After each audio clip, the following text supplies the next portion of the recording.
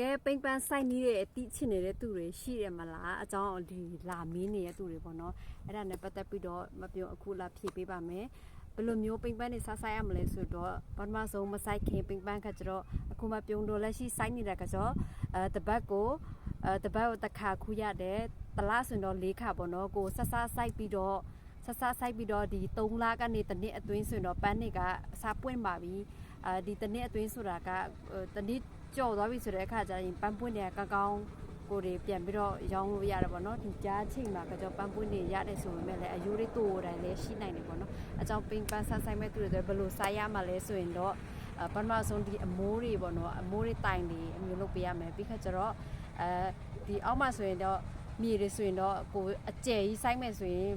ထုံစက်နဲ့ထုံပစ်တာပဲဖြစ်ပေါက်လိုက်တာပဲဖြစ်ပေါက်လို့ရပါတယ်ဘောင်လေးလုတ်ပြီးပြီဆိုတဲ့အခါကျတော့ကိုဆိုင်မဲ့အပင်နေရာမှာဆိုရင်ပေါက်ပြလေးနဲ့ပေါက်မယ်ပေါက်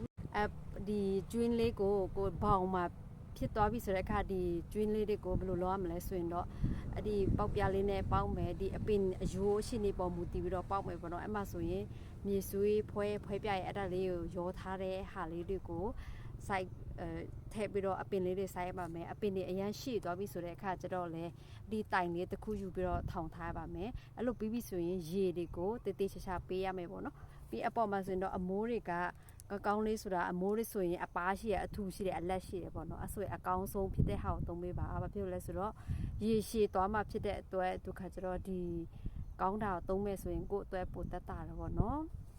ပန်းပင်လေးတွေလိုချင်တော့မလို့ရပါတယ်စိုင်းနေနဲ့ပတ်သက်ပြီးတော့အသေးစိတ်လာမေးလို့လည်းရပါတယ်2588လေးကို8388ကိုဆက်သွယ်ပြီးတော့မေးလို့ရပါတယ်ရှင့်ဟိုပြောင်းချင်နေပါရပြီ